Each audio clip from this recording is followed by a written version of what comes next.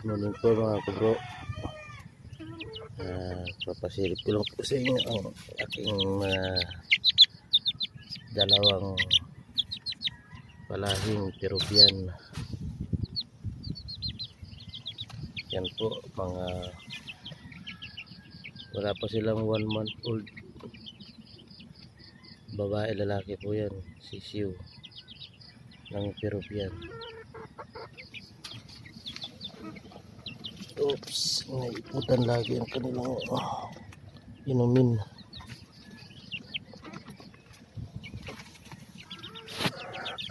Ito po, ari po ang babae.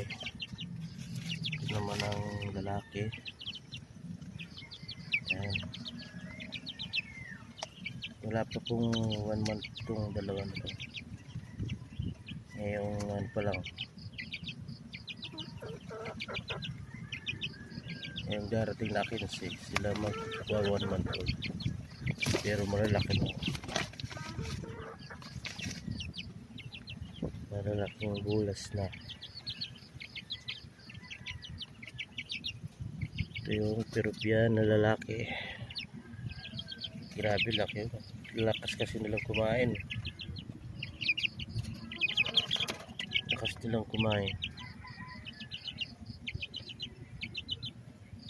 Ito nyo naman po, yan po ay cross breed namin itong babae sa aming Texas.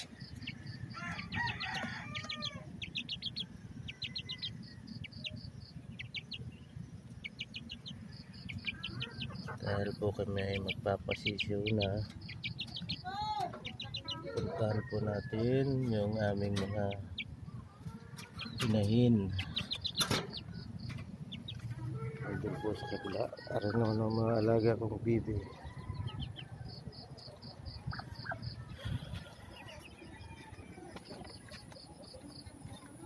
Ito po natin ang ating mga inahin.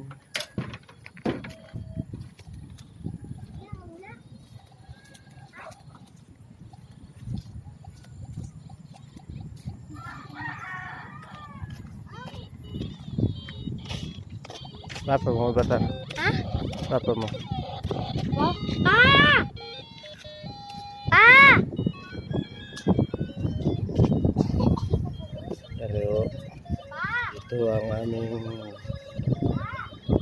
ginawang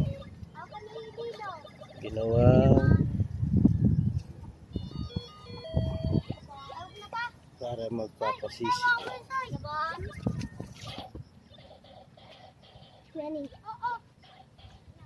Pero palahiyan. Ito po mga inahin. Ayun pa yung dalawa. Ari isa Peruvian. Ito nag-iitog.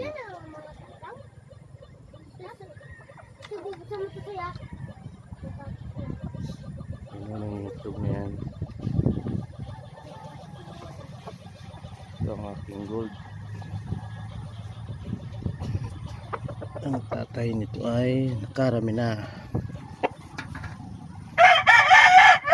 Bugbog lang nga.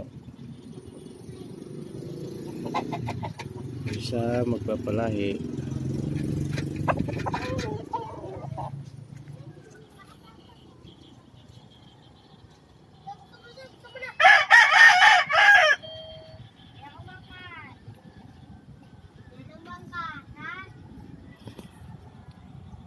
Yan naman po mga native,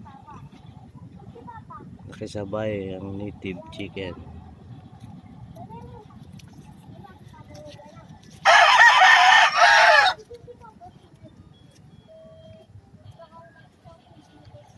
Tayo papaligo, papaligo.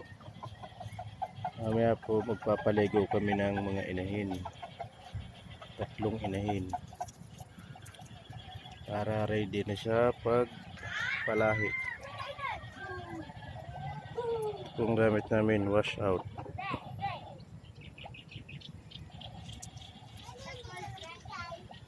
Kahapon napurgan namin yan mga inahin. Ngayon naman po ay paligo dahil medyo mainit panahon. Papaliguan namin ang manok.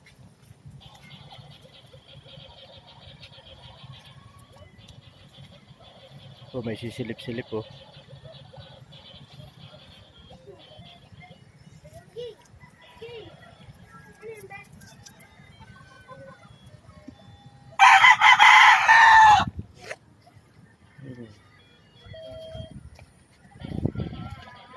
Para po sila ay lumapit at kung bigyan ng hindi patata.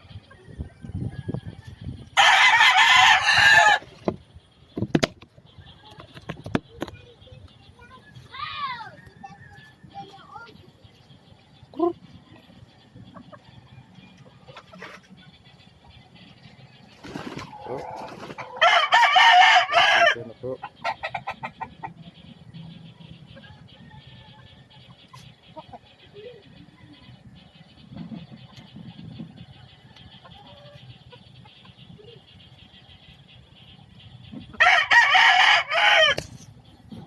Ito po isang Peruvian.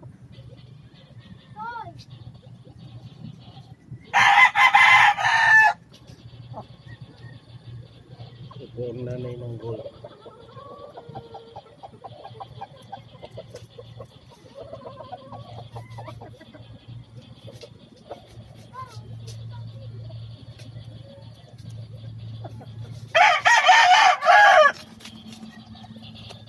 So mamaya po mga kago ay magpapaligo ng manok.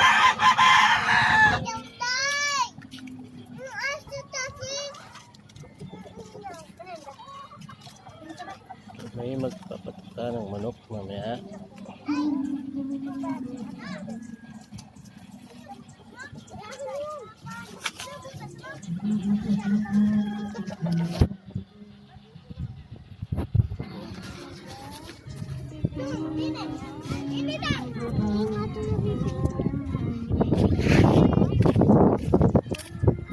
Mamaya mga kabro, papakita ko sa inyo ang ating mga manok nandun sa barracks.